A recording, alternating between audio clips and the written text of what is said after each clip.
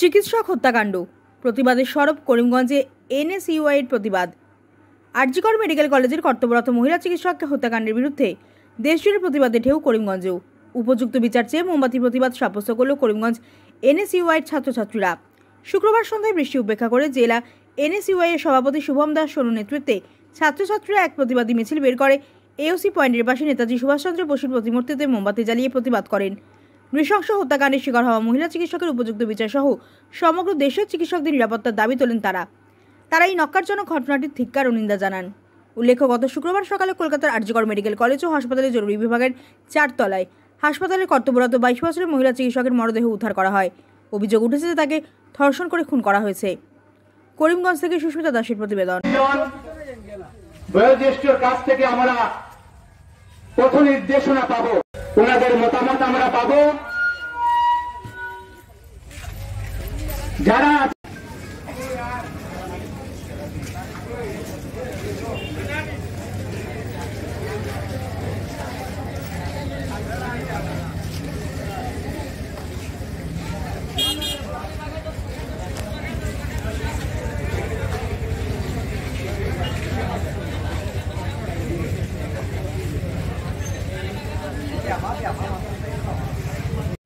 তার পুলিশ নিষ্ক্রিয় হয়ে বসে আছে।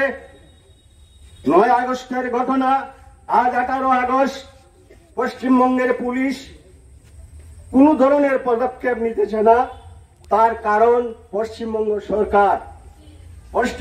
সরকার এতে জড়িত আছে বলে আমার দৃঢ় বিশ্বাস। বন্ধুগণ, আজ হাইকোর্ট অর্ডার দিয়েছে, অর্ডার পেয়ে সিবিআই গেছে এবং সিবিআই গিয়ে তদন্ত করে অনেকগুলো নাম পেয়েছে যাদের অতি সত্বর ধরা হবে এবং তাদের সাজা শাস্তির ব্যবস্থা হবে। আমরা জাতি ধর্ম নির্বিশেষে কলকাতার আরজিকরের ঘটনার যে প্রতিবাদ জানালাম, সেটা সত্যি প্রশংসনীয়। যে সংগঠিত হয়ে সুসংগঠিত হয়ে যে মৌন মিছিলের আয়োজন করা হয়েছে, যারা এই আয়োজন করেছেন প্রথমে তাদেরকে ধন্যবাদ জানাই। সাধারণত বাড়িগ্রামে এই ধরনের আয়োজন কম থাকে, এই ধরনের প্রতিবাদ কম থাকে। আমি যারা এই আয়োজন করেছেন তাদেরকে আমার অন্তঃস্থল থেকে শুভেচ্ছা অভিনন্দন জানাচ্ছি। আর বিশেষ করে আজকে যেরকম মহিলারা, আমাদের মারা বোনরা যেভাবে এই মৌন মিছিলে যুক্ত হয়েছে, তার জন্য আমরা আগামী দিনের একটা শুভ বার্তা হিসেবে ধরে নিতে পারছি। এবং ভবিষ্যতে যাতে এই কলিকাতার যে মর্মান্তিক যে ঘটনা হয়েছে, বর্বরোচিত ঘটনা হয়েছে, ইহার প্রতিবাদ আমরা ভবিষ্যতেও যদি এর ধরনের কোনো কর্মকাণ্ড হয়ে থাকে তাহলে এইভাবে আমরা সংগঠিত হয়ে প্রতিবাদ করতে চাই।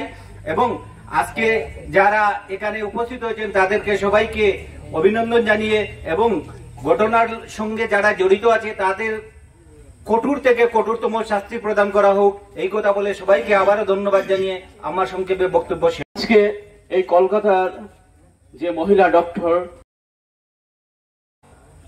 যিনি 9 তারিখ নিগৃহীত হয়েছেন এই দুষ্কৃতীদের কবলে পড়ে, এটা অত্যন্ত ধিক্কারজনক ব্যাপার। কারণ দেখুন, আজকে মাতৃজাতিকে সম্মান যদি আমরা করতে জানি না, তাইলে আমাদের অস্তিত্বই বিপন্ন। আজকে এই মাতৃজাতিরা থাকার কারণেই আজকে আমরা আছি। আজকে পুরুষ সমাজ আছে মাতৃজাতির জন্য, আজকে মা প্রথম, তারপরে পুরো সমাজ। তো যার জন্য আমি আমার সর্বস্তরে এই বাড়িগ্রামের বিভিন্ন অঞ্চল থেকে আগত সকলের পক্ষ থেকে আমি সকলকে ধন্যবাদ জানাই যে আজকের এই মৌন মিছিলে যোগদান করার জন্য। এবং আমি সকলের পক্ষ থেকে আবারও ধিক্কার জানাই এই অপকর্মের জন্য।